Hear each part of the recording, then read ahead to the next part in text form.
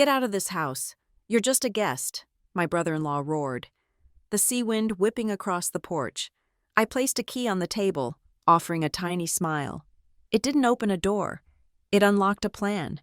He had no idea this reconciliation dinner he'd arranged was a legal trap I had set to destroy both his fraudulent business and his marriage to my sister.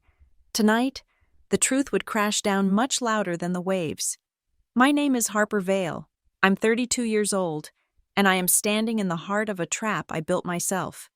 The white wooden beach house at Crescent Gate feels like an extension of my own bones. Its frame settled deep into the sandy soil of Greywater Cove. The air inside is thick with a carefully curated peace, a concoction of salt from the incoming tide, the sharp, clean scent of the pine groves that shelter the property, and the acidic sweetness of an overpriced Sauvignon Blanc that Mason, my sister's husband, has just opened. The bottle is sweating onto the cool quartz of the kitchen island, a perfect circle of condensation forming like a tear. He fills the doorway, a silhouette against the bruised purple of the twilight sky. Mason Kincaid is not a large man, but his presence consumes space, sucking the oxygen from a room. His hand comes up and smacks flat against the doorframe, a sound like a gunshot that cuts through the rhythmic crash of the waves against the shore. The wood shudders. "Get out of my family's house," he says, his voice a low growl attempting to project authority, but it's pitched too high, strained with an anger he can't quite control. He's yelling to be heard over the ocean, and it makes him sound desperate. I don't move. My feet are planted on the wide plank oak floors that I chose myself. My gaze remains steady, fixed on him. My response is not a word, but an action. I reach into the pocket of my linen slacks and retrieve a single, solid brass key. It feels heavy and cool in my palm. With a slow, deliberate movement, I place it on the kitchen island, midway between his sweating wine glass and the briefcase I brought with me. The metallic clink is small, precise, and yet it seems to silence the entire world for a second. My eyes flicker upward, a movement so slight he misses it entirely. Above us, nestled within a modern brass pendant lamp, a lens no bigger than a pinhead captures it all. The small red indicator light, invisible from this angle, is glowing steadily. It's recording. It's always recording. Behind Mason, a ghost in her own life, stands my sister, Eliza. She is a beautiful, fragile thing, wilting in the storm of her husband's temper. Her gaze is fixed on the floorboards, her shoulders hunched as if to ward off a physical blow. Her fingers are wrapped so tightly around her phone that her knuckles are white. The device is her anchor, her shield, the one thing she can hold on to while her world tilts on its axis. She won't look at me. Looking at me would mean making a choice, and Eliza has spent the last 5 years letting Mason make every choice for her. I feel a familiar pang of sorrow for her, but it's quickly cauterized by the cold burn of necessity. This is for her, too, even if she doesn't know it yet. Mason's eyes dart from the key to the leather briefcase resting by my feet. A fresh wave of fury darkens his face. He points a trembling finger at it. "And don't you dare bring your corporate papers in here. This is a family night, a reconciliation." The way he says reconciliation makes it sound like an accusation, a word he learned from a therapist he's clearly not listening to. My voice, when I finally use it, is quiet. It doesn't need to compete with the ocean. It's designed to slice right through the noise. "It is," I say, my tone even, almost gentle. And family starts with the truth. A humorless laugh escapes him, a harsh, grating sound. "The truth?" he scoffs, taking a step into the room, finally breaking his pose in the doorway. He smells of expensive cologne and cheap rage. "The truth is you're a guest here. Harper, a guest who has overstayed her welcome. You've been poisoning my wife against me for months with your paranoid delusions." He pulls out his own phone, his movements jerky and theatrical. He stabs at the screen with his thumb. "That's it. I'm calling resort security. They can escort you off the property." He holds the phone to his ear. A smug, triumphant smirk spreading across his face. He thinks he's won. He thinks a phone call and a couple of men in ill-fitting uniforms can solve this. He has always underestimated me, seeing me only as Eliza's overbearing older sister, not as the head of risk assessment for a multi-billion-dollar logistics firm. He sees a woman. He fails to see the architect of his downfall. While he's speaking into the phone, barking about an unwanted individual, and giving the address with a proprietary air that makes my stomach turn, I slide my own phone from my pocket. My movements are fluid and silent. I don't need to look at the screen. My thumb knows the motions by heart. I tap the icon for the integrated smart home system, the one I had custom built for this property. The interface is simple, clean, and utterly damning. With a final tap, I bring up the property management page. The screen glows softly in the dimming light of the great room. At the very top, under the heading Property Registration, are 2 lines of stark, black text. Owner of record, Salt Finch, LLC. Primary Administrator, H. Vale. Mason is still posturing, still playing the king in a castle he doesn't own. "Yeah, I'll hold," he says into his phone, his eyes flashing with victory. He hasn't looked at my screen. He hasn't noticed the shift in the air, the subtle change in atmospheric pressure that precedes a storm. He's too caught up in his own performance. He doesn't see the name. He doesn't understand what Salt Finch LLC is. He doesn't know that the security guards he's calling will arrive, check their database, and see the same name I'm looking at right now. They will see that the person who pays their salary has granted primary access to me. He is a guest, a temporary user. His credentials can be revoked with a single tap. I already know how this ends. The wind picks up outside, rattling the floor-to-ceiling windows that overlook the churning sea. The sound is a low moan, a lament for what is about to be broken. There will be an escort tonight, but it won't be for me. No one can escort a man from the evidence of his own crimes, especially when he's standing right in the middle of it. Mason ends his call with a sharp, satisfied tap on the screen. The security guards are, apparently, 5 minutes away. He believes this is the final move in a game he has been winning for months. He is wrong. This isn't a game. It's a controlled demolition. And my finger is on the button. The cold weight of my phone in my hand is a reminder of the hundreds of hours, the sleepless nights, the meticulous logging of data that brought us to this precipice. His smug expression is a mask, and I am about to show him the hollow space behind it.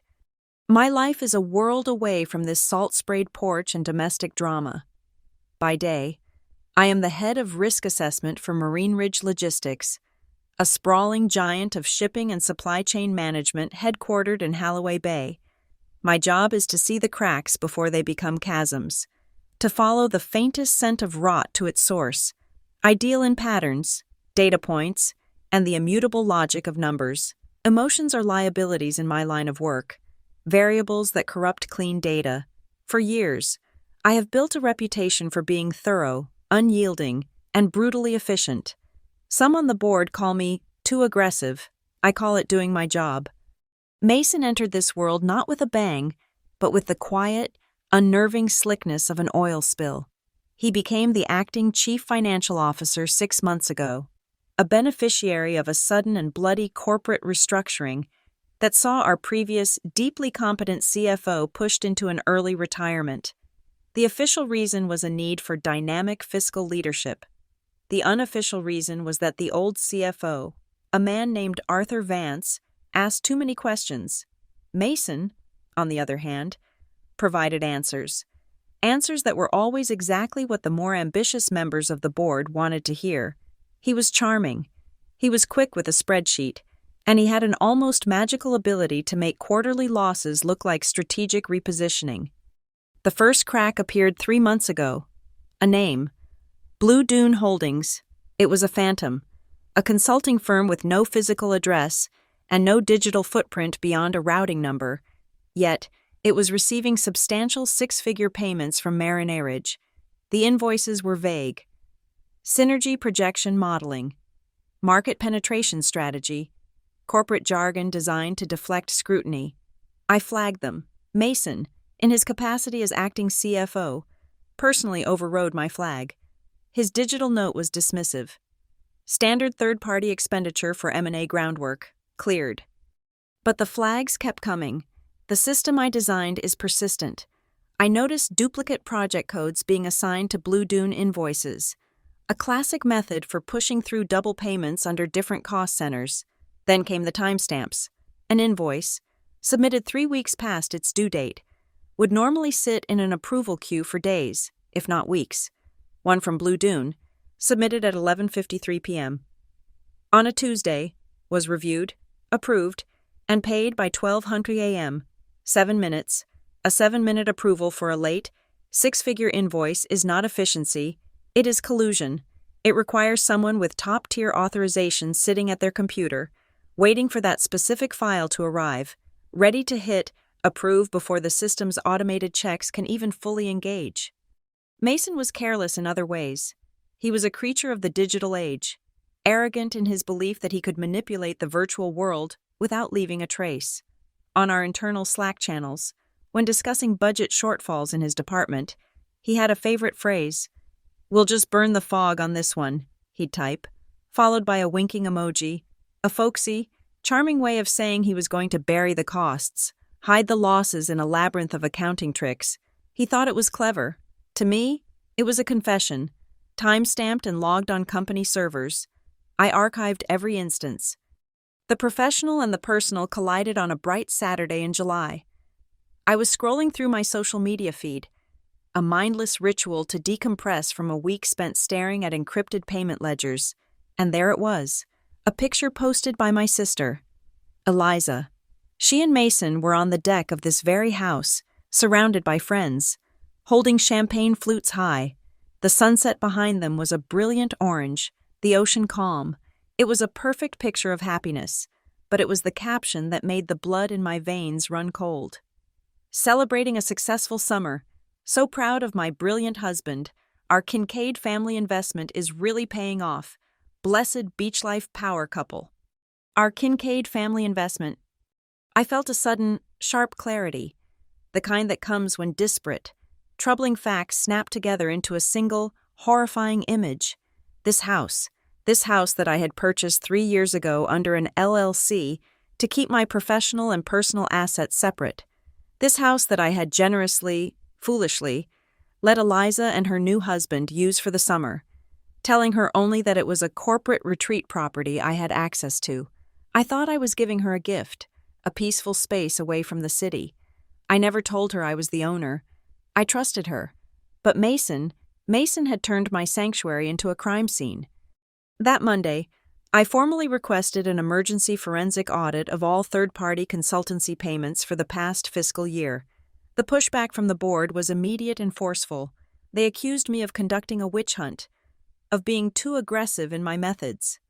"Harper, this is highly disruptive during our peak shipping season," the chairman told me in a condescending tone. "Mason has assured us these are legitimate expenses tied to sensitive expansion projects." I didn't argue. I didn't raise my voice. I simply nodded, said, "I understand your position," and left the boardroom. Arguing with them would have been a waste of breath. They didn't want the truth. They wanted plausible deniability. So I began my own audit, off the books. I didn't need their permission to access the data streams I had built myself. I started with the digital signatures on the Blue Dune approvals. They all belonged to Mason. Then, I cross-referenced the IP addresses from which those approvals were made. Most were from his office at Marine Ridge headquarters, but 3 of the largest payments, the ones approved in the dead of night, were routed through a residential IP address. An IP address I recognized instantly. It was the unique identifier for the high-speed fiber optic line I had installed in this beach house. He was working from here, using the Wi-Fi I paid for to siphon money from our company. The final piece of the puzzle was Blue Dune Holdings itself. It took a private investigator 2 weeks and a significant portion of my bonus to unravel the web of shell corporations. Blue Dune was registered in Delaware, owned by another holding company in the Cayman Islands, which in turn was managed by a trust. Getting the name of the trust's beneficiary was the real challenge. But when the investigator finally broke through, The name he gave me didn't surprise me at all. The sole beneficiary of the trust that received millions of dollars from Marina Ridge Logistics was another LLC. Saltfinch LLC, the name of the limited liability company I had created 3 years ago, the company that legally owned this house, this land. Every nail in these whitewashed walls. He hadn't just used my home as his base of operations. He had, with a breathtaking and idiotic arrogance, funneled the stolen money into a corporate entity that he believed was his own, a clever front for his family investment. He had no idea that he was depositing stolen funds directly into a bank account that I, and only I, controlled. He had been so busy burning the fog that he never thought to check who held the deed. So now, as he stands there, puffing out his chest and waiting for the security guards to arrive and validate his authority, I feel nothing but a cold, clean certainty. He thinks he's throwing me out of his house. In reality, I am about to foreclose on his entire life. The ocean roars outside, a fitting soundtrack for the coming storm. 5 minutes. He has 5 minutes left of his blissful ignorance.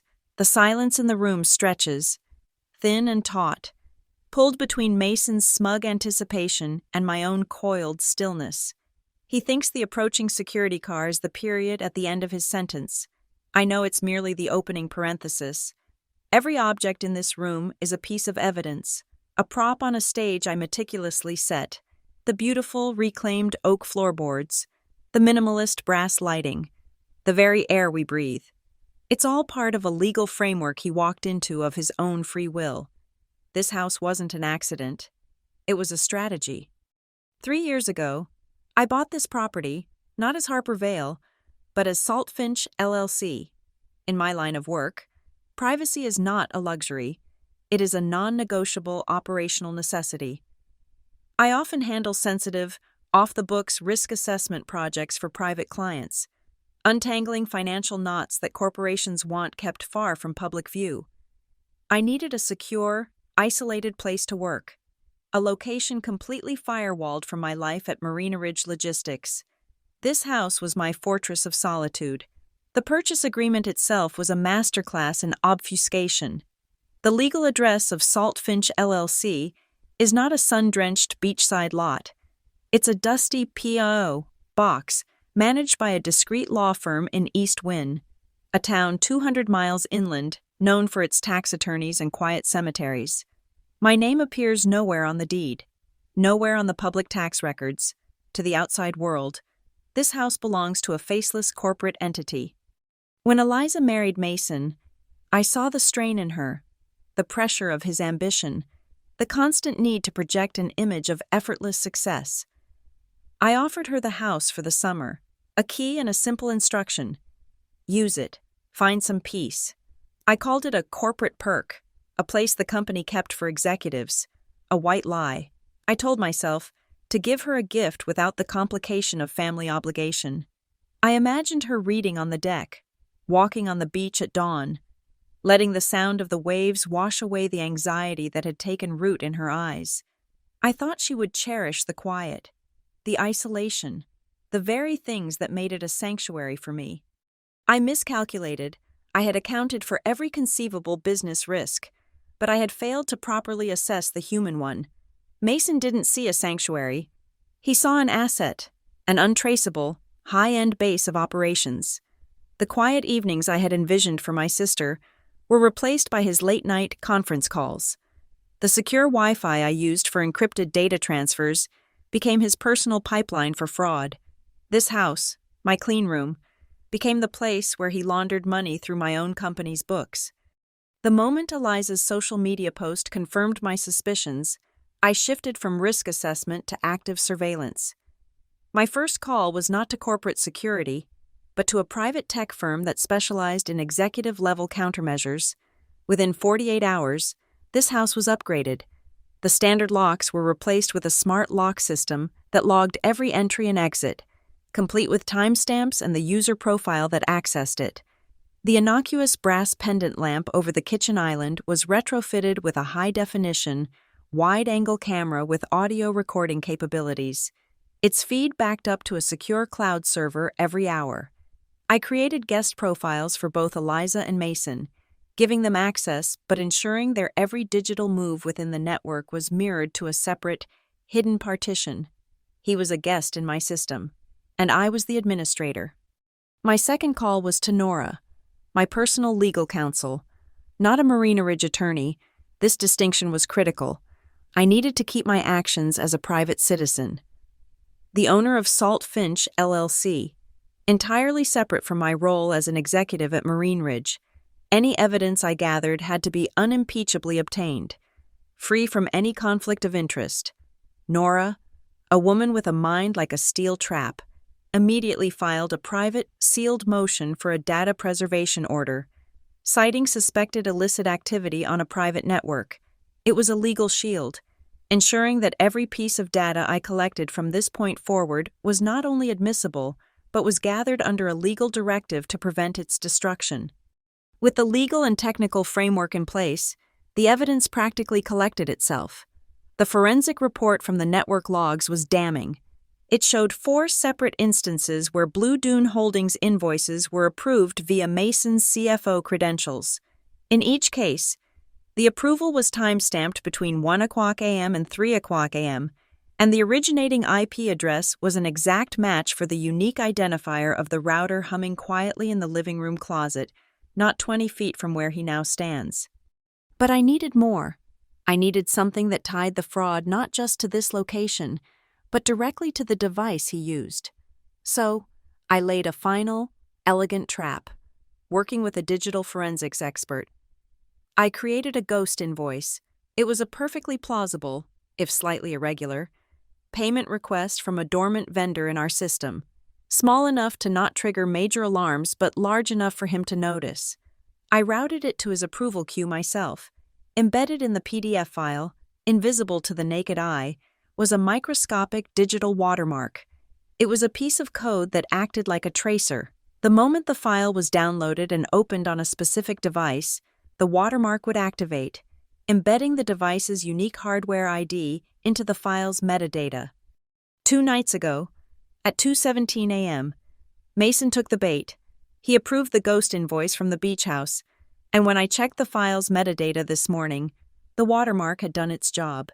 It had tagged the file with the serial number of his company-issued MacBook Pro. I now had him, not just in the right place at the right time, but with the smoking gun in his hand. Which brings us to tonight. This reconciliation dinner was his idea. His attempt at a power play. He knows I've been conducting an internal review. He feels the net tightening. His strategy tonight was simple. Corner me in a family setting, use my sister's presence as emotional leverage, and pressure me into downgrading my official report from a finding of gross misconduct to a soft recommendation for procedural review. He came here tonight to intimidate me into helping him bury his crimes. He has no idea that I am the one who set the terms of this meeting. The choice he is about to be given has nothing to do with corporate reports. I am going to open my briefcase, and I'm going to lay out 2 options for him. Option 1. He can confess everything to the board of directors, right now, on a conference call I have already scheduled. Or, Option 2. He can try to deny it, and I will initiate a live video feed with Nora, my lawyer, and 2 members of the Marine Ridge Audit Committee who are on standby. On that feed, I will present every piece of evidence I have gathered, from the IP logs to the watermarked invoice. I will give him the choice. He can be the author of his confession or the subject of my prosecution. The security guards he called can wait. The main event is about to begin. A low rumble outside signals the arrival of the resort's security vehicle. The headlights sweep across the living room windows, painting a fleeting, sterile bar of white light across the far wall before disappearing. Mason sees it, and a fresh wave of confidence visibly settles on his shoulders. He believes his cavalry has arrived. He turns his attention from me to Eliza, his entire demeanor shifting in an instant. The hard, aggressive lines of his face soften into a mask of wounded concern. He reaches out and gently, performatively, strokes her hair back from her face. It's a gesture meant for an audience of one. Me. "See, baby," he murmurs, his voice a syrupy blend of condescension and feigned affection. "This is what she does. She can't stand to see us happy, building a life for ourselves." He looks at me then, his eyes filled with a manufactured pity. "You're jealous. Harper, you always have been. You're a controller. You couldn't control Mom, and you can't control me. So you try to control her." He gestures around the beautiful, expansive room. "You're even trying to hoard Mom's old beach house, trying to keep it from your own sister." The lie is so audacious, so completely untethered from reality, that it's almost impressive. He is trying to rewrite our entire family history in a single breath, painting me as a villain from a fairy tale. But my world is not a fairy tale. It is a ledger, and the numbers do not lie. "Our mother never owned a beach house," I state, my voice flat and devoid of the emotion he is trying so desperately to provoke. "She left us $5,000 each in a savings bond and a collection of antique teacups. This is a different corporate asset." The factual correction doesn't land. He waves it away as an irrelevant detail. The truth is not the point of his argument. Emotion is. He is playing to Eliza, his most captive audience. My sister looks at me, her eyes pleading. The phone is still clutched in her hand, a modern-day rosary. "Harper, please," she whispers, her voice barely audible over the wind. "He just wants some peace and quiet for a few days. We've been under so much stress. Just stop." Stop. As if I am the aggressor here. As if my meticulous collection of evidence is the same as his systematic campaign of fraud. I see in her face the exhaustion of a person who has been gaslit for years, who has been taught that smoothing things over is a greater virtue than standing up for the truth. Arguing with her now would be like trying to reason with a hostage. Instead, I turn away from them both and walk to the custom-built cabinetry that houses the wine fridge and glassware. "You look pale. Eliza, you should have some water." My movements are calm and deliberate. I open the glass-fronted cabinet. Inside, the wine glasses and tumblers hang from a polished chrome rack. It's a small detail, something Mason in his arrogance would never have noticed. But as I reach for a heavy-bottomed tumbler, I see Eliza's gaze follow my hand. I see the exact moment her eyes focus on the small, laser-etched logo on the metal frame of the rack. It's a stylized bird in flight, the logo for Saltfinch LLC. Her breath catches. It's a tiny, sharp sound, almost imperceptible. Her hand, the one holding her phone, begins to tremble. It's the first crack in the dam of her denial. A logo, a simple, elegant bird that tells a story completely different from the one her husband has been spinning. I fill the glass from the filtered water tap and walk back to her, holding it out. She takes it with her unsteady hand, her eyes wide and fixed on mine for the first time all evening. She is finally seeing me. As she takes the glass, my phone vibrates silently in my pocket. I don't need to look at it. It's Nora.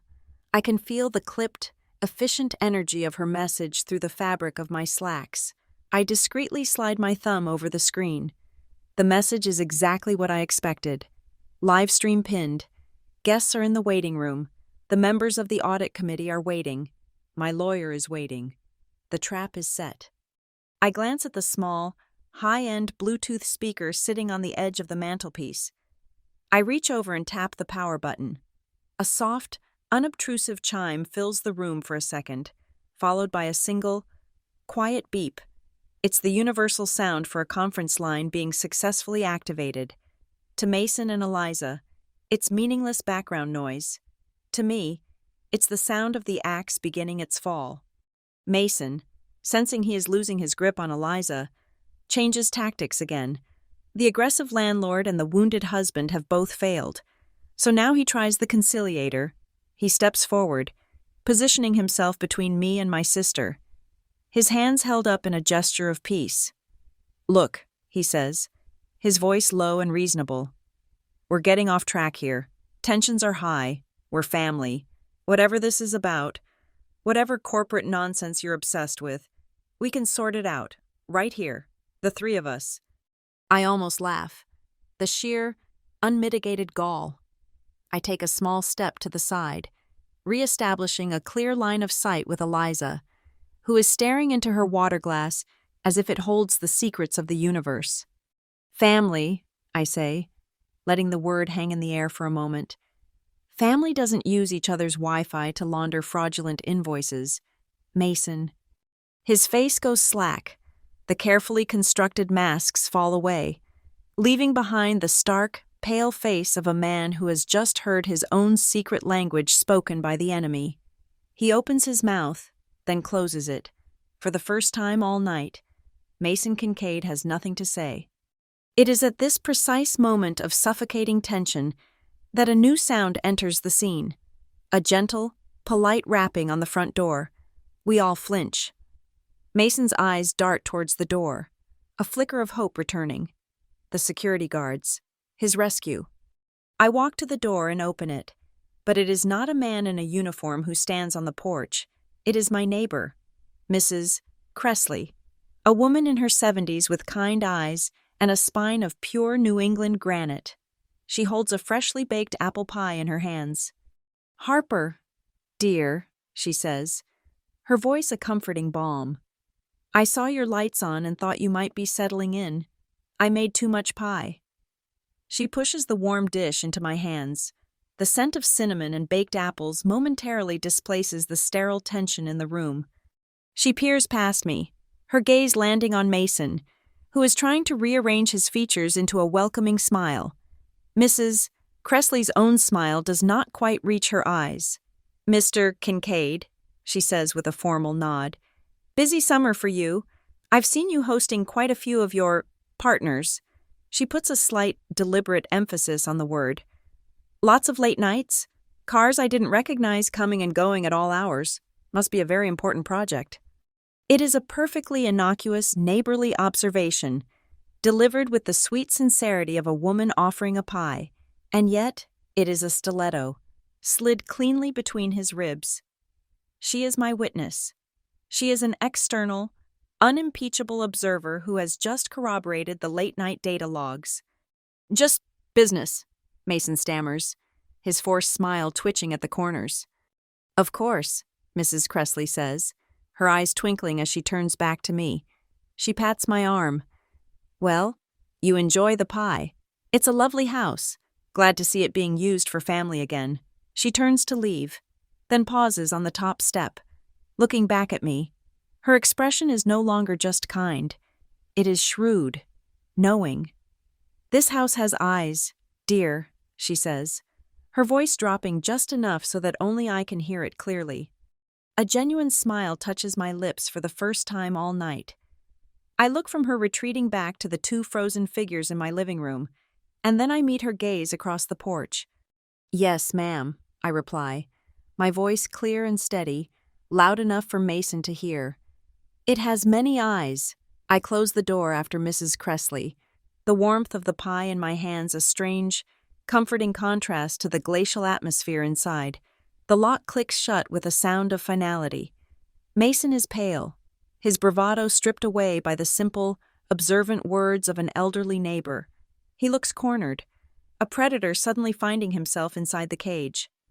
I place the pie on the counter, a bizarre centerpiece for the drama about to unfold. "Dinner is almost ready," I say, my voice calm, as if this were any other night.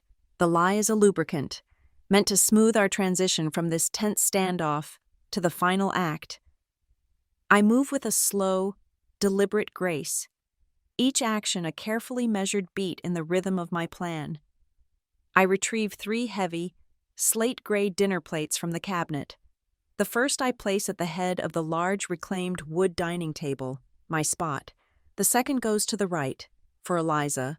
The third, I place directly opposite my own, at the other end of the table, for Mason. A chasm of polished wood separates us. Then, I return to the kitchen island and pick up my briefcase. From it, I retrieve not a file, but a sleek, dark gray iPad Pro.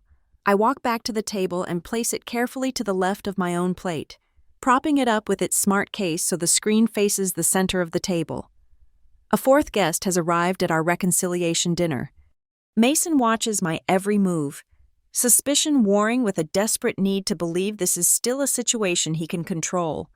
Eliza has sunk into one of the dining chairs, her glass of water untouched, her eyes wide and unfocused. She looks like a spectator at her own life's unraveling. I move around the room, lighting a series of thick, unscented beeswax candles.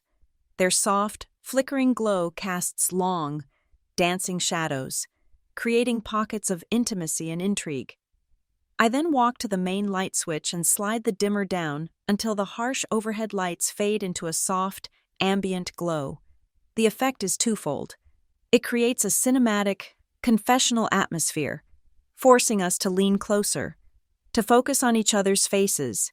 It also, more practically, deepens the shadows in the periphery of the room, making the small, nearly invisible wires connecting the Wi-Fi router to its power source disappear into the gloom, while ensuring the 4K camera in the pendant lamp above the table has a perfectly illuminated view of every facial expression.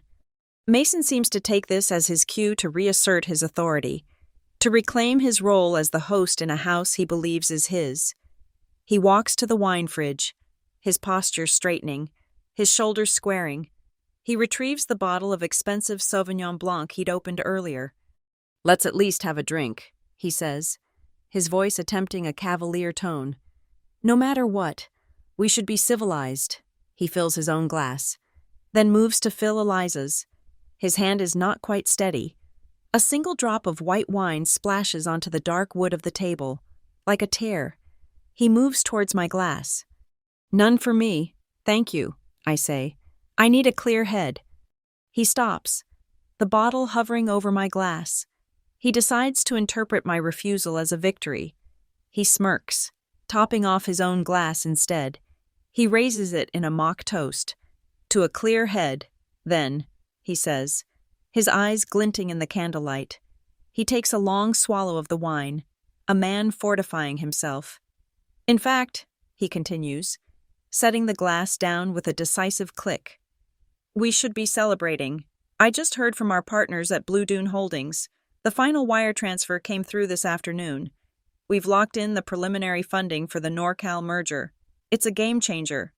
Eliza." He looks at her, expecting praise, adoration. "Our ship has well and truly come in." His timing is impeccable. His confession, delivered with such pride, hangs in the candlelit air, a ripe fruit waiting to be plucked. Every word has been captured, every nuance of his boastful tone recorded. I reach out and tap the screen of the iPad. The dark screen flickers to life, not with a home screen or an app, but with 3 distinct video windows. In the top window is the face of Marcus Thorne, the fiercely independent chairman of the board at Marine Ridge Logistics, his silver hair impeccably combed, his expression stern and unreadable. In the bottom left is Eleanor Vance, no relation to the old CFO, a cruel irony, the company's sharp, unforgiving chief legal counsel, her glasses perched on her nose, her eyes missing nothing. And in the bottom right is a man Mason has never met, David Chen, a senior partner from the external auditing firm we retain for our most sensitive investigations. His face is a blank slate of professional neutrality, which is somehow the most terrifying of all. They are not in a conference room. They are in their respective homes, their presence here a silent digital invasion. The sound that Mason makes is a strangled gasp. The wineglass tilts precariously in his hand. He catches it just before it falls, wine sloshing over the rim and onto his fingers. The color drains from his face, leaving behind a waxy, clammy sheen. He looks from the faces on the screen to me, his eyes wide with a dawning, uncomprehending terror. Eliza gasps, her hand flying to her mouth. "Harper, what is this? What have you done?" My gaze is fixed on Mason, but my words are for her. "An emergency meeting," I say, my voice cutting through the silence. "For the good of the company, and for the good of this house." The disembodied voice of David Chen, the auditor, fills the room. It is crisp, clear, and devoid of any human warmth. amplified slightly by the Bluetooth speaker on the mantel. "Mr. Kincaid," he begins, without preamble. "My name is David Chen. I'm an external auditor with Fairfax Group. Can you please confirm for the record that the digital signature appended to invoices 77B4, 78C1, 79A5, and 80D2 from the vendor Blue Dune Holdings is yours?" Mason stares at the iPad, his mouth opening and closing like a fish. He is scrambling, his mind racing through alibis, excuses, lies. He finds one. "It is," he says, his voice a hoarse whisper. He clears his throat, trying to inject some authority back into his tone. "It is my signature. It's a standard authorization. I have executive discretion on consultancy payments." He is bluffing, betting that they have nothing more than a suspicion. I don't say a word. I simply tap the iPad screen again. The three faces are replaced by a new image. A screenshot of a system log. It's a dry technical display, but in this context, it is a death warrant. The log shows, I say, narrating the image on the screen, that the signature on invoice 79A5 was created at 1:13 a.m. on the night of August 24th. It was authenticated from an IP address geolocated to this specific property in Greywater Cove, and the final authorization was granted via the admin account M. Kincaid, which was logged into using your saved fingerprint ID. I look up from the screen and meet his eyes.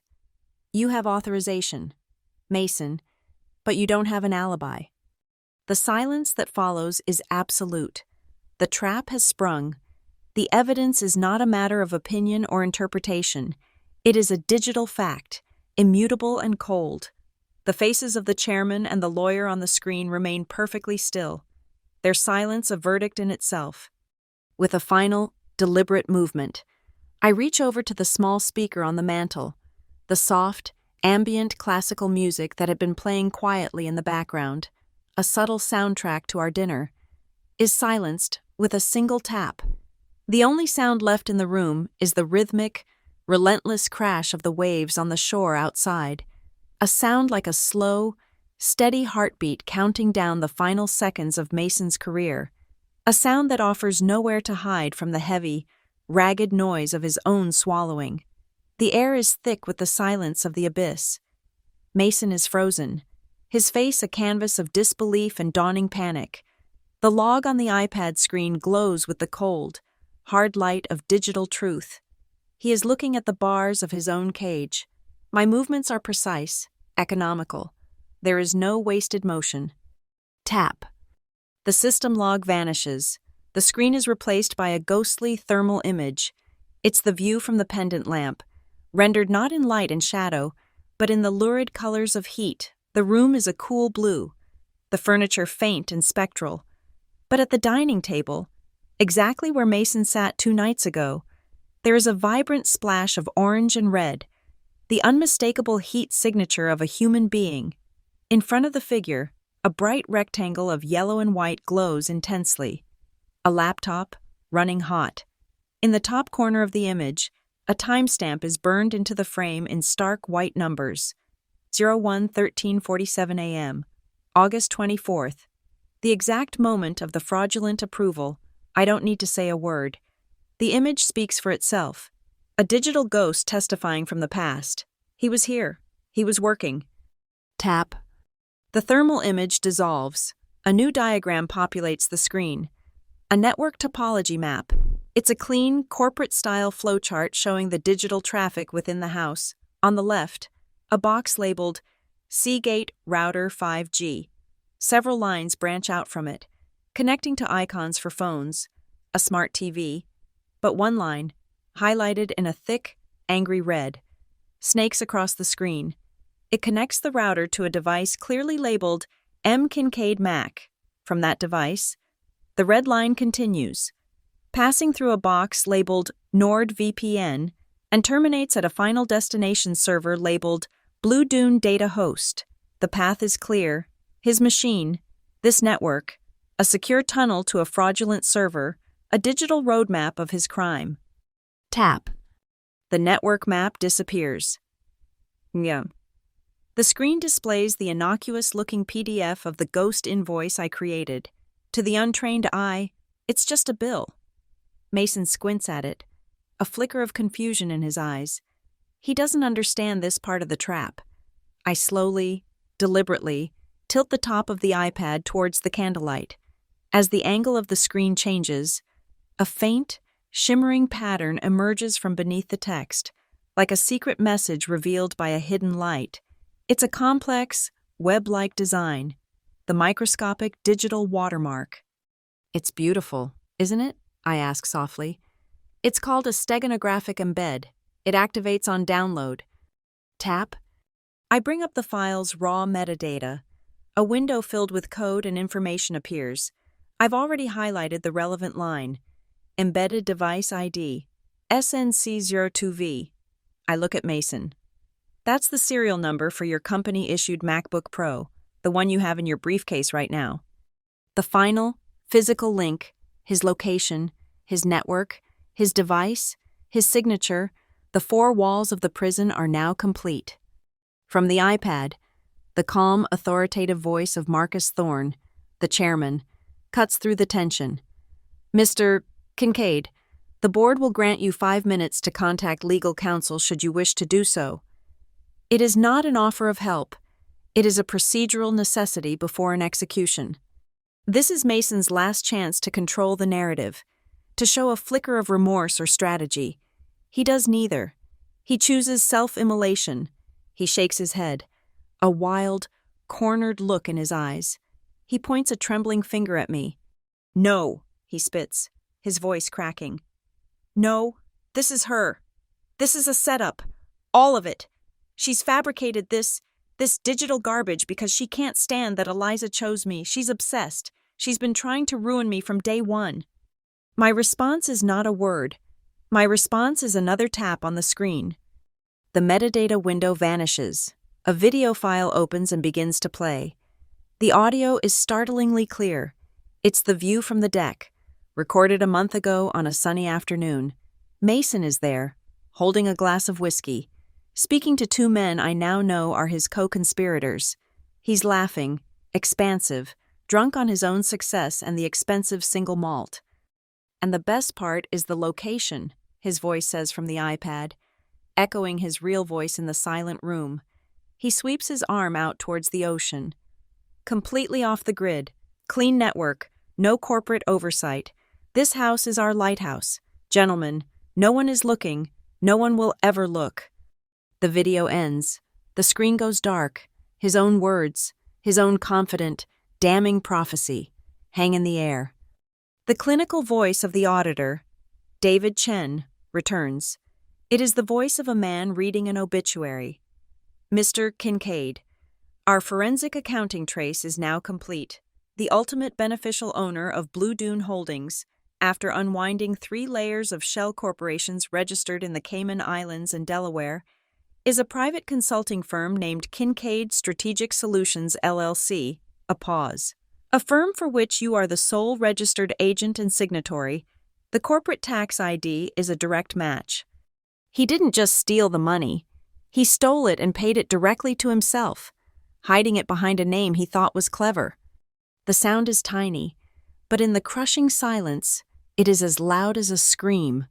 A silver dinner fork slides from Eliza's nerveless fingers and clatters against the slate plate.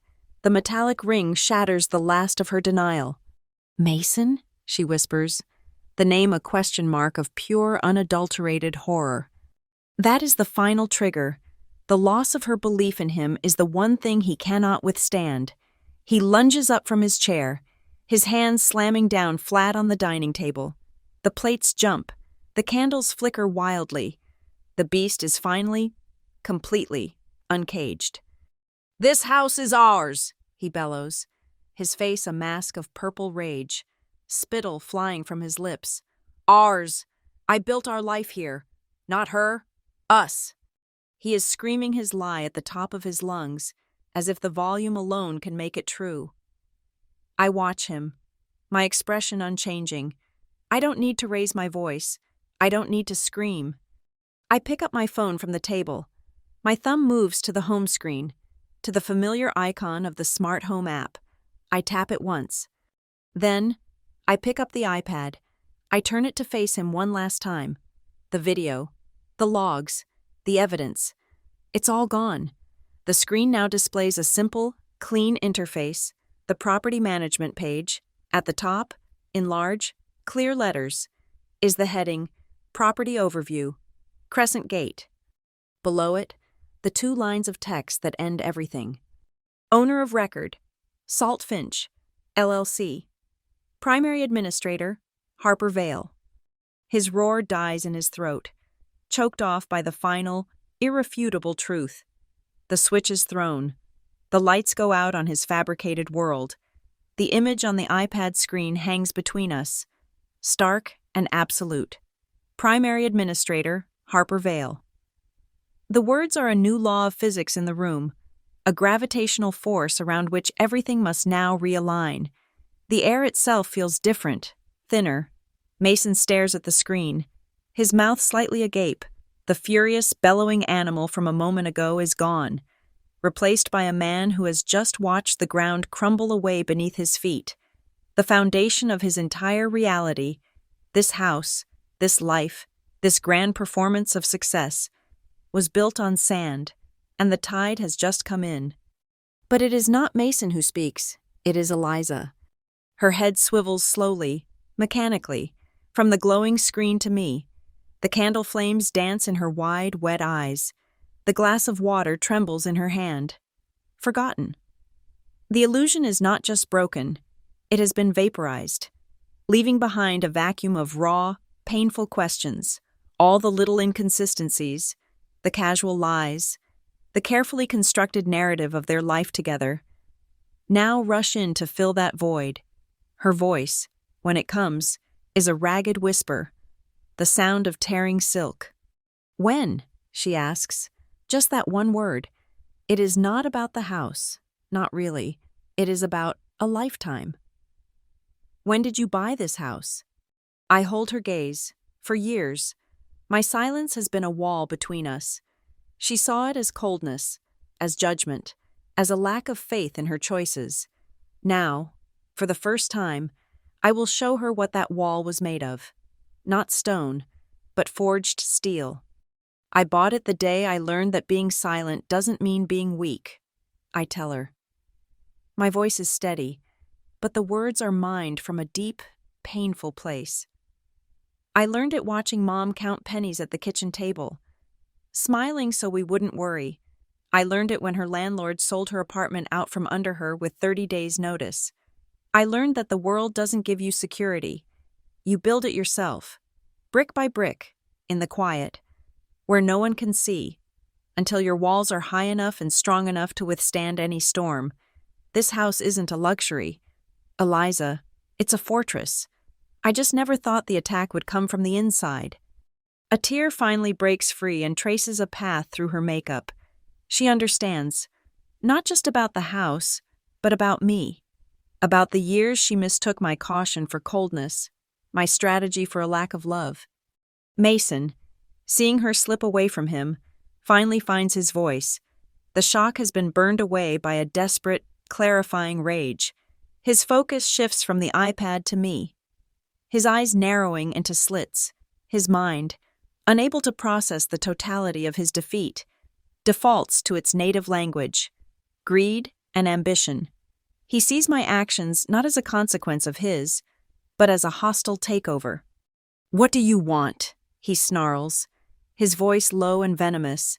He takes a step toward me, away from the table, away from the wreck of his marriage. "Is that what this is all about? You want money? Is there a number? You want my job? You think this little stunt gets you the CFO chair?" He is trying to drag this back into a world he understands, a world of transactions and leverage. He cannot comprehend a motive that isn't as rotten as his own. The air crackles, the salt in it seeming to scrape against my skin.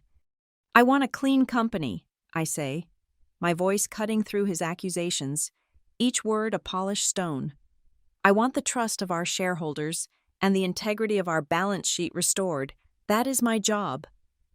I pause, and my gaze shifts to my sister, who is now looking at him, truly looking at him, perhaps for the first time.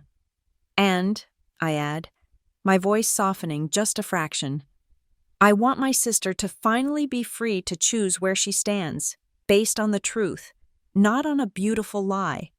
This is the blow that lands, the choice, the truth. The words hang there, a final, terrible gift. As if on cue, the iPad speaks again. Marcus Thorne's voice is a gavel, striking down on the chaos. That concludes the matter of motive. Mason Kincaid, pursuant to Article 7, Section 4 of your employment contract regarding gross financial misconduct, the board has voted unanimously. Your position as acting chief financial officer is terminated, effective immediately. Your access to all Marine Ridge digital and physical assets has been revoked. A formal motion for permanent dismissal will be tabled tomorrow morning. Each phrase is a lock clicking shut. Terminated, revoked, dismissed. Then, Eleanor Vance's voice, sharp and precise as a scalpel. Furthermore, Mr. Kincaid, as per our legal obligation to report suspected felonies, a full copy of this preliminary evidence brief, including the recordings of this meeting, was forwarded to the regional office of the SEC and the U.S. Attorney's Office 10 minutes ago. We have been advised they consider the evidence of wire fraud to be substantial. You should anticipate contact from federal authorities. From a firing to a federal case, the floor has not just vanished from under him. He is now in free fall, the ground 1,000 miles below. He seems to shrink, the rage and bluster deflating, leaving behind something hollow and desperate. But there is one last flicker of the predator in his eyes. He takes another slow, deliberate step towards me. We are only a few feet apart now. The candlelight carves deep shadows into the planes of his face. He lowers his voice to a conspiratorial, menacing whisper, a sound meant only for me. You will regret this, Harper, he breathes. The words a promise, a curse. You have no idea what you've just done. He is trying to pull me down to his level, to end this with a crude, physical threat. He thinks this is a back-alley fight. He is wrong. This is a war he lost before he even knew it had begun. I don't flinch. I don't raise my voice. I don't even look at him. Instead, I lift my hand and point a single, steady finger upwards, towards the minimalist brass pendant lamp that hangs directly over our heads. This light is recording, I say, my voice as clear and calm as a winter morning. It's recording audio and video, and it's been broadcasting this entire dinner, live, to everyone you just heard speak. His eyes follow my finger. He stares at the innocuous, beautiful light fixture as if seeing a serpent poised to strike. The realization dawns, slow and then all at once, his threat, his final, pathetic attempt at intimidation, witnessed, recorded, submitted as evidence. It is the checkmate he never saw coming. On the iPad, the faces of the chairman, the lawyer, and the auditor are perfectly still. They have said all they need to say. Their silence now is heavier than any words, a crushing, unanimous weight of judgment that presses down on the room. And then, as if the world outside is responding to the verdict within, a sudden, violent gust of wind howls across the deck, rattling the great glass windows in their frames. The unlocked side door to the porch is thrown open, slamming back against the exterior wall with a sharp, percussive crack. The sound echoes through the house, a definitive, irrevocable end. The sound of a chapter not just ending, but being slammed shut with all the force of a gale. The wind howls through the open doorway, a wild, untamed thing invading our sterile, candle-lit tribunal. It whips the flames of the candles, sending shadows writhing up the walls, and scatters a few loose papers from my briefcase across the floor.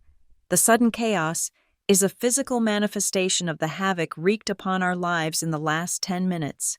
Mason is a statue of exposed stone, weathered and cracked.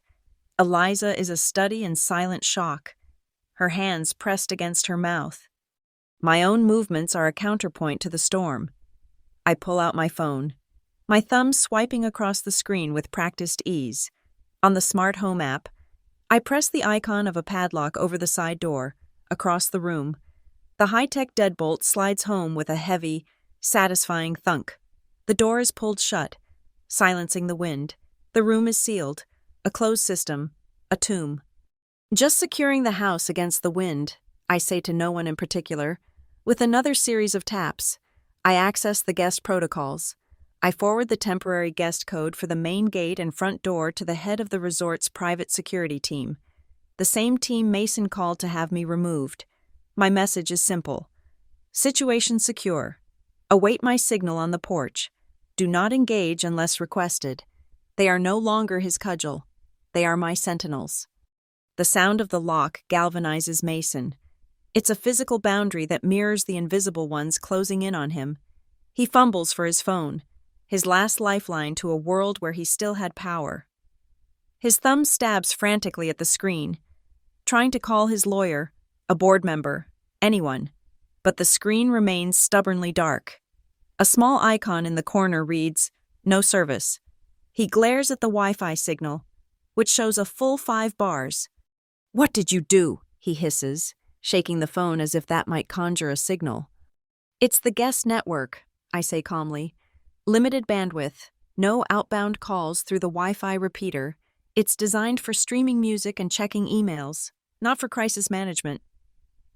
My control over this space is absolute, down to the very airwaves. He is digitally, as well as physically, contained. From the iPad, the cold, dispassionate voice of the auditor, Mr. Davies, fills the void. He has been given his cue. He begins to read, his tone as dry as bone dust, as if reciting minutes from a long-forgotten meeting. Pursuant to the Marineridge Logistics Code of Professional Ethics, Section 12, Subsection B, all officers of the corporation have a primary fiduciary duty to the corporation and its shareholders. Any action, financial arrangement, or conflict of interest that subverts this duty for personal enrichment constitutes a material breach and grounds for immediate dismissal and legal prosecution. The corporate jargon is a language of its own, a sterile and merciless dialect that strips all emotion from the act of ruin.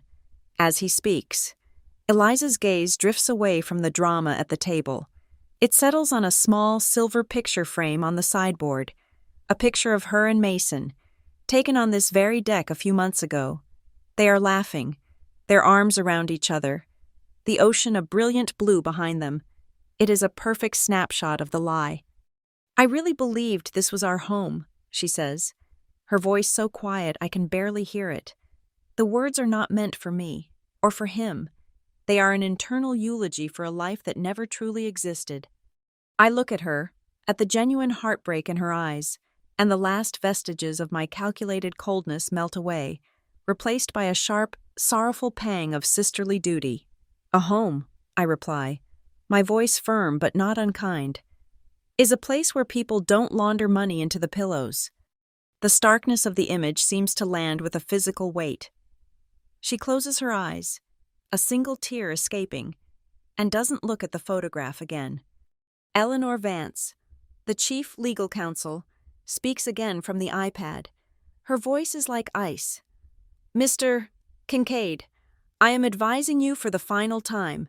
You have the right to remain silent. I strongly suggest you exercise it until you have representation." It is a lifeline, a final professional courtesy, and he refuses to take it. The instinct of the cornered narcissist is not to hide, but to attack, to talk his way out, to spin a new reality. He actually scoffs. "Remain silent? While she crucifies me with edited videos and fake network maps?" he says, his voice rising with a desperate, indignant energy. "The payments to Blue Dune were authorized. They were discretionary funds for a sensitive merger. The board knew. Marcus, you knew we needed to move fast." On the screen, Marcus Thorne's face remains impassive, a mask of granite. He does not take the bait. "So you are stating," Eleanor Vance clarifies, her tone dangerously neutral, That the board of directors was aware of and approved the specific payment structure involving Blue Dune Holdings? Not the specifics, Mason backpedals, realizing his error too late. But the strategy. They approved the strategy. He is contradicting himself, weaving a web of lies that is collapsing in on itself in real time. I let him finish digging, then I tap the iPad screen one last time. A new video appears. This one is from his office at Marine Ridge, captured by my remote access to his laptop's activity logs last week. It's a screen recording of a video call he had. His voice is smug, conspiratorial. The best part is, they're so focused on the quarterly numbers. They don't even see the fog, he is saying to the unseen person on the call. I've already got the next transfer queued up. Another $240,000 is scheduled to move to Blue Dune at 9 a.m. tomorrow. We'll have it cleared and rerouted before the market even opens. The video ends. It proves premeditation. It confirms a transfer for the very next day. It demonstrates a complete and utter lack of remorse. It is the final nail. Marcus Thorne leans forward slightly in his video window. His voice is low, but carries the weight of absolute authority. This meeting is hereby designated an extraordinary session of the Marine Ridge Audit Committee. Full minutes will be compiled and circulated by midnight. This session is now closed. The 3 screens go black. One by one, the connection is severed. The trial is over. The verdict is in. Silence descends once more, heavier and more profound than before. And into that silence comes a sound, a sharp, formal rap on the front door. Mason flinches, a wild hope in his eyes. The security, he called. Perhaps they are here to save him after all. I walk to the door and open it. 2 uniformed security officers stand on the porch. They are professional, impassive. Their eyes flick past the shattered man at the table and land on me. Ms. Vale? The senior officer asks, his voice respectful. We received a call regarding a disturbance. Is everything secure here? Everything is perfectly secure. Thank you, officer, I reply calmly. The wind just caught a side door. I've handled it. He nods, his gaze unwavering. Very good, ma'am. We'll be resuming our patrol. Have a pleasant evening. They turn and walk away, their footsteps receding into the night. They do not ask for my ID. They do not question my authority. They know who owns the house. The final, quiet humiliation is complete. I close the door. When I turn back to the room, the tableau has changed. Eliza is standing. Her face is pale, but her eyes are clear, the tears gone, replaced by a terrible, resolute calm. She slowly, deliberately, pulls her left hand up to the candlelight. She twists the large, ostentatious diamond engagement ring and the simple gold wedding band on her finger. They don't come off easily. She has to work at it, her knuckles white with the effort. Finally, they come free. She holds them in her palm for a moment, 2 small circles of metal that represent a world of lies. Then, she extends her arm over the dark wood of the dining table and opens her hand. The rings fall. The sound is impossibly small, a tiny metallic tick-tick as they hit the polished surface, but in the dead silence of the room, it rings out like a gunshot, a sound of profound and irreversible finality, a sound that echoes far, far longer than Mason's earlier shouts ever could. The 2 small gold rings lie on the dark surface of the table, catching the flickering candlelight like tiny fallen stars. The sound of their impact, so small yet so absolute, has created a new kind of silence. It is not the tense, waiting silence from before, but the vast, empty silence of an ending. The air in the locked room feels heavy, compressed, every molecule saturated with the residue of broken trust and vaporized lies. My phone buzzes on the table, a low, insistent hum against the wood. I pick it up. The screen glows, displaying a new email.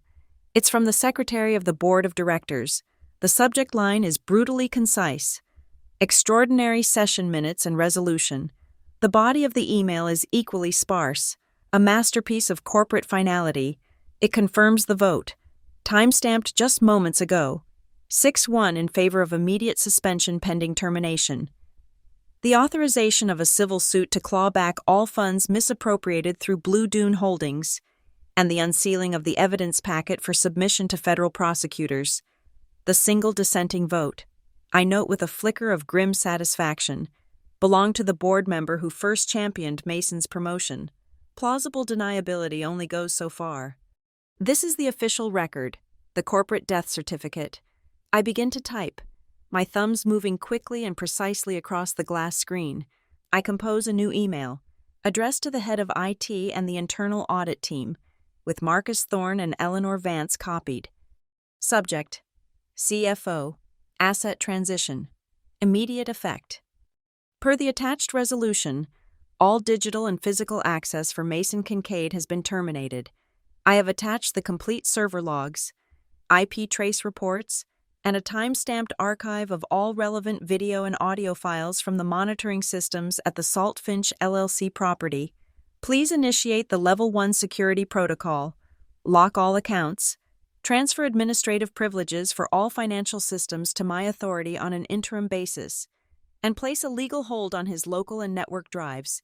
I will be in the office at 0700 to oversee the transition. I hit send.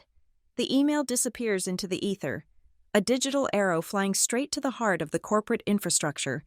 The gears are already turning. Across the city, servers are executing commands, firewalls are reconfiguring, and a man's professional existence is being systematically erased, one line of code at a time. The entire process will take less than 5 minutes. Mason has not moved. He is staring at the rings on the table as if they are the wreckage of a life he can no longer recognize. The fight has gone out of him. The rage and the bluster bled away, leaving behind a hollowed-out shell. He looks up, his gaze finding Eliza. His face is a ruin, etched with a desperate, pleading confusion. He cannot comprehend that this is happening, that his most loyal subject has just led the coup. "Eliza," he says, his voice a dry, rasping thing, stripped of all its former confidence. "Say something, please." It is the plea of a magician whose final trick has failed, begging the audience to believe in the illusion just a little while longer.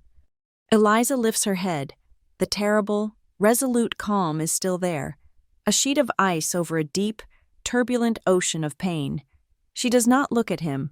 Instead, she raises a hand and points a single, trembling finger at the iPad, its screen now dark and reflective as a pool of oil. "You've said enough," she says. Her voice is not loud, but it carries the undeniable weight of a closing door. It is the simple, devastating truth. He has, with his own words, his own boasts, his own lies, said everything that needed to be said. There is nothing left to add. The finality in her voice seems to sever his last tie to the reality he knew. He is adrift. I reach across the table, my hand moving past the cooling plates of a dinner that was never eaten. My fingers find the single, solid brass key I placed on the island, what feels like a lifetime ago. I do not pick it up. I slide it, slowly, deliberately, across the polished wood surface. It glides silently, coming to a stop just inches from his hand. A small, gleaming piece of metal that holds the weight of everything that has happened tonight. "You told me to leave my house," I say, my voice quiet, precise, and lethally calm. "Now, it's time for you to leave your dinner." The reversal is complete. The power has not just shifted, it has inverted. The tide of authority rushing out from him and consolidating entirely with me. He looks down at the key, then back at me. There is no anger left in his eyes, only a vast, empty void of shock. He pushes himself away from the table. His movements are clumsy, uncoordinated. He stumbles backward, his legs tangling with the chair he just vacated. The chair scrapes harshly against the floor as he collides with it, the sound a jarring intrusion into the quiet room.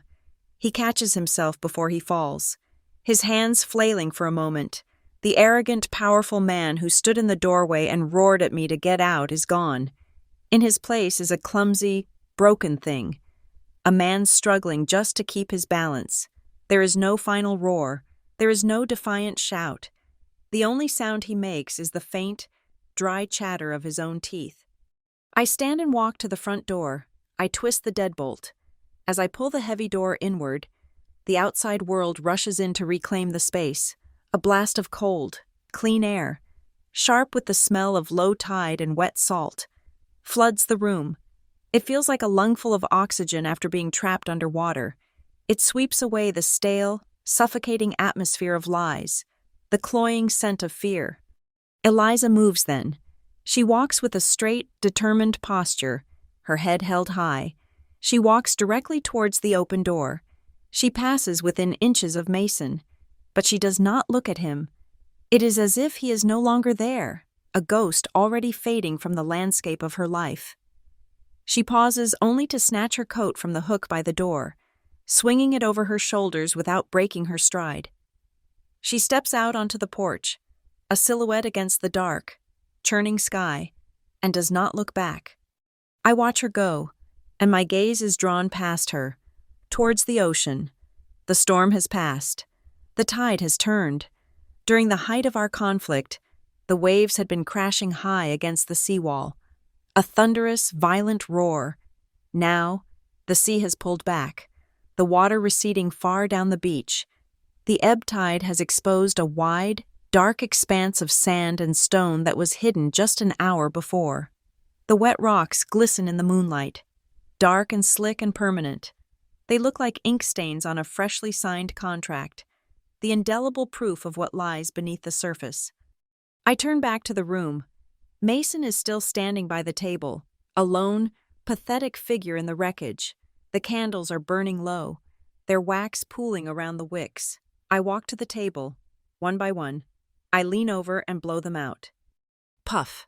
The first flame vanishes, a curl of gray smoke rising in its place.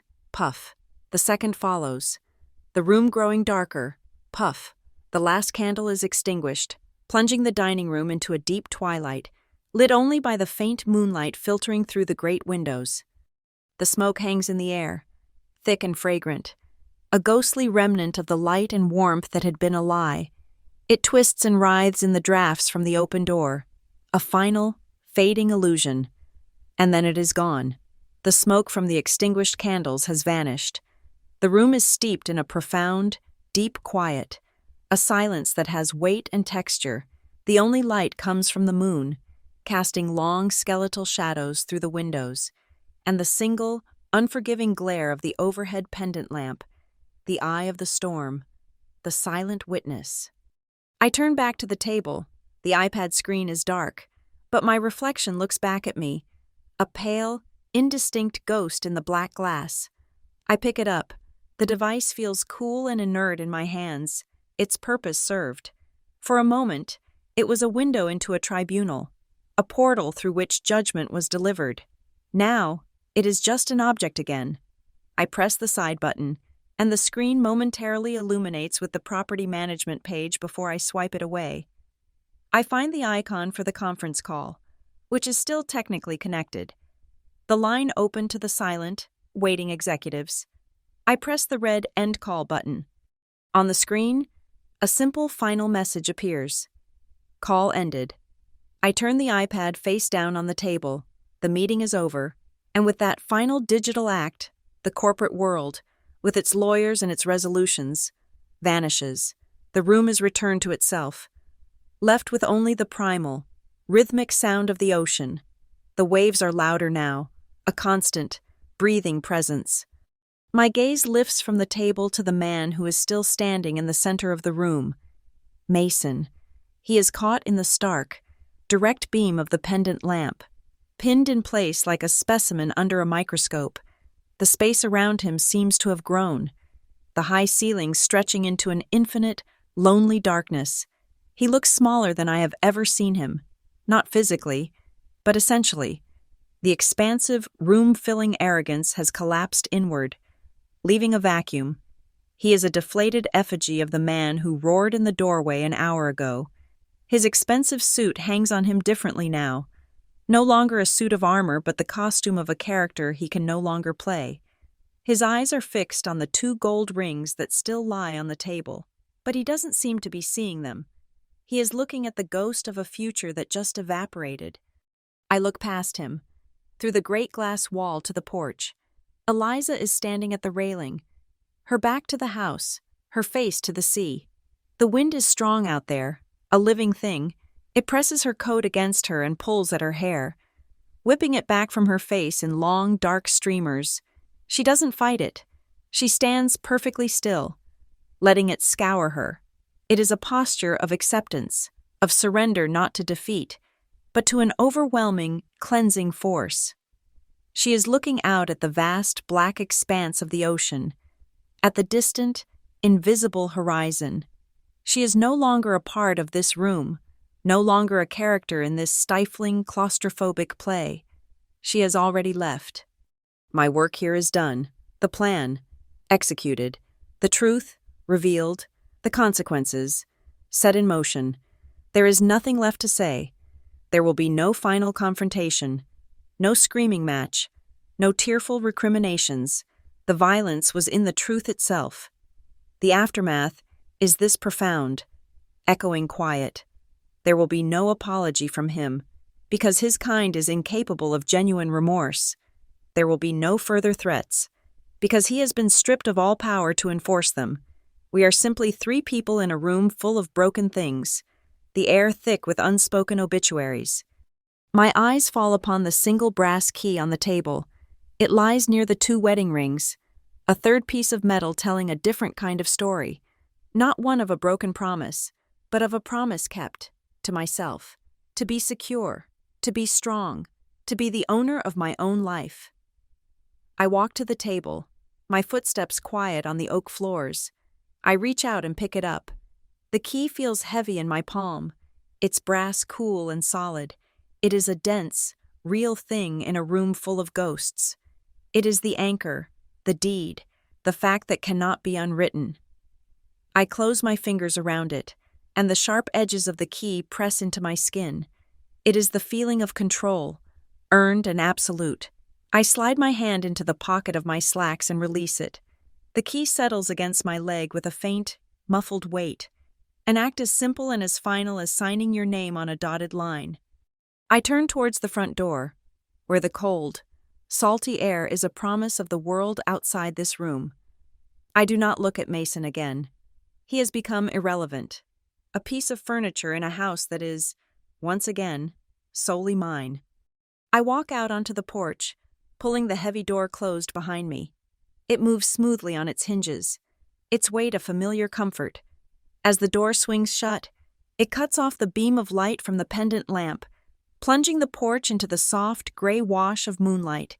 I hear the latch engage. Then, I twist the deadbolt.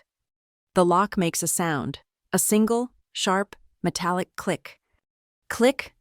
It is the sound of a file being closed, of a case being resolved, of a new and formidable wall being put into place. On the other side of the door, Mason is alone in the dark, out here. Eliza and I stand in the wind, under the vast, open sky. The only sound is the waves, a steady, constant rhythm against the shore, a sound that is sure, a sound that is honest. The end. Thank you so much for listening to the story. We'd love to connect with all of you. So please comment below and let us know where in the world you're listening from and share your thoughts on the story. If you enjoyed it, please subscribe to the channel, like this video, and consider giving it an extra boost by hitting the hype button. Your support helps this story reach more listeners.